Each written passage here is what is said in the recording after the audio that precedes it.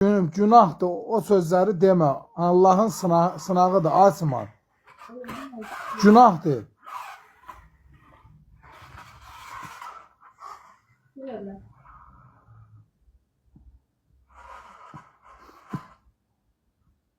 Bu nə sözlərdir ya, yazırlar. O qız nə gəzir sənin yanında?